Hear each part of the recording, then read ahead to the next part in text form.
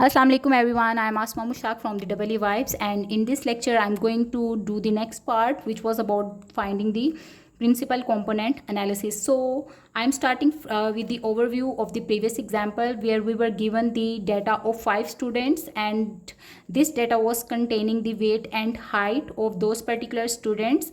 In order to find the principal component analysis, the first step was to find the mean of that particular data, which can be found by using the formula mean is equal to 1 over n, where n is the number of students, and in this case it is equal to 5. And then we sum up all these observation vectors. Fine. So once you simplify it, you will get the mean, which is equal to 130 and 65. All right. Then the next step is to find the matrix B, and B was consisting on the variances. So variance of x1 can be found by subtracting mean from it, and the new vector is marked as x1 hat. So x1 hat is equal to x1 minus mean. X1 is equal to 120 and 61 in this case, while mean was equal to 130 and 65. When you subtract it, you will get the value minus 10 and 4. Similarly, we can apply the same formula for finding the deviation or the variance for the x2, x3, x4 and x5, and hence you can construct the B from here by substituting these vectors as the column vectors in it. So in this way we constructed the matrix B. The next step was to find the covariance matrix S, which is equal to 1 over n minus 1 B into B transpose. Since n was equal to 5, so it becomes 1 over 4. Then I substitute the value of B matrix and took the transpose of it as well. And finally, we got to know that the matrix or the covariance matrix S is equal to this. From here, we concluded that the total variance of the matrix can be found by adding the diagonal entries of S. So the trace of S actually gives us the total variance of this matrix S, which is equal to 125 in this case. In order to find the principal component, or in order to perform the principal component analysis, the next step is actually to find the eigenvalues and eigenvectors of this matrix S, which can be found by taking the determinant of S minus lambda I. Okay, so by substituting it equal to 0, we applied the determinant definition, and from the characteristics equation we got to know that lambda 1 is equal to 123.02 while lambda 2 is equal to 1.98. Now there is very important thing that you need to understand. The major changes occur along the major eigenvalues. All right, in other words, the eigenvector corresponding to the larger eigenvalue will show us the, or will contain the maximum information of this particular data. All right, so we will find the eigenvector corresponding to lambda 1 only, and we will ignore lambda 2 for the time being. The procedure for finding the eigenvector is to solve A minus lambda of I into V1, where V1 is the eigenvector corresponding to the eigenvalue lambda 1, fine, equal to 0. Here I substituted the value of lambda 1 in this case, so 100 minus lambda, which is equal to 123.02 in this case, 47.5 and so on. Now let's just simplify it. So 100 minus 123.02 will be equal to minus 23.02. Then you will have 47.5, again 47.5, while 25 minus 123.02 is again equal to minus 98.02. And here you are having V11 and V12, which are the components of the eigenvectors that we need to find. We can apply the Gauss elimination method over here for finding these eigenvectors. So let's just do it. We will form first the augmented matrix.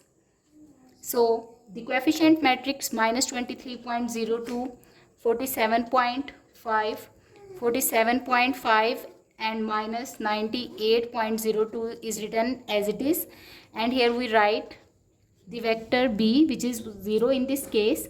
Now we will apply the operation or R2, which is equal to R2 minus then 47.5 divided by minus 23.02 into R1. Once you simplify it, it becomes R2 plus 47.5 divided by 23.02 into R1.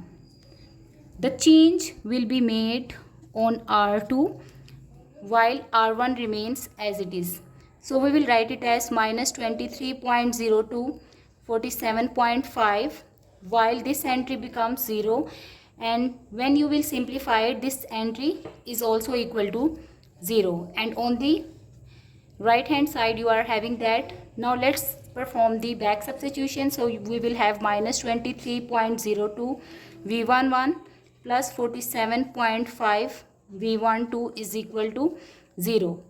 So let's keep simplifying it, and we will have this expression, assuming that if V12 is equal to 1, so we will have V11 is equal to 47.5 divided by 23.02. So it becomes 2.06. Okay, let's normalize it. So V1 vector is having two components that are equal to 2.06 and 1. By normalizing, we mean that we will divide each entry by its magnitude. Okay, so this one is the magnitude of V1 and its value is equal to 2.292. So that's why V1 will be equal to 2.06 divided by this, which results in 0.89, while the other entry will be equal to 1 divided by 2.292 and its value is equal to 0.436. Alright, so this is the first eigenvector. Now let's just try to relate this information or this component with the given data, and we will draw the graph obviously of that particular data. So I have plotted the data that was basically the observed values.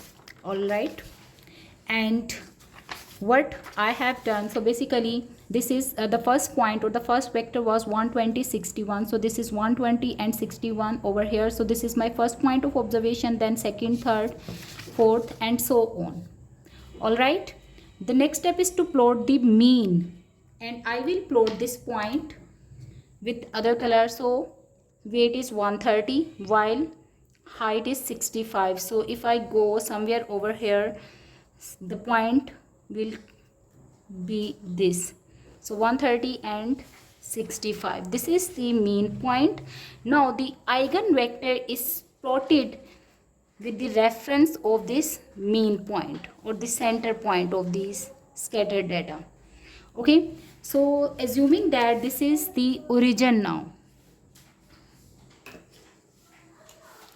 and here we will see that if this is 0.5, this is 1, and similarly if it is 0.5 and it is 1, then the eigenvector can be plotted by moving 0.89 units along the x-axis while 0.436 units along the y-axis. So the point lies somewhere over here, and I will draw this eigenvector by this, fine, with the red color. And now let's just extend this eigenvector forward and the backward.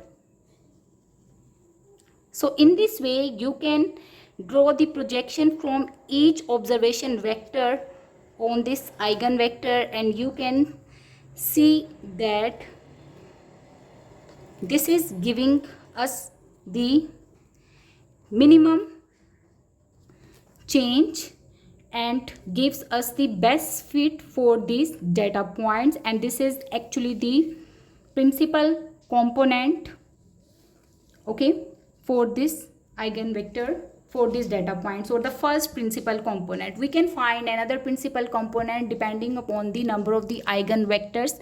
The second component, which would be the second eigenvector for this example, can be found using the same procedure. Now in order to evaluate the principal component value for x1, it can be found by taking the transpose of v and multiplying it with x1. So the transpose of v will generate 0.89 and 0.476, while x1 was equal to 120 and 61. So this is the first observation vector. Let's just simplify it. So 0.89 will be multiplied with 120 plus 61 multiplied by 0.476.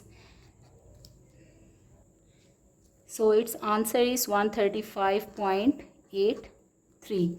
Okay, so this is the first principal component for the x1, and similarly we can find the second first principal component for the x2, x3, x4 and x5. If you have some question, you can drop your queries in the comment section. Don't forget to like and subscribe. Thank you for watching.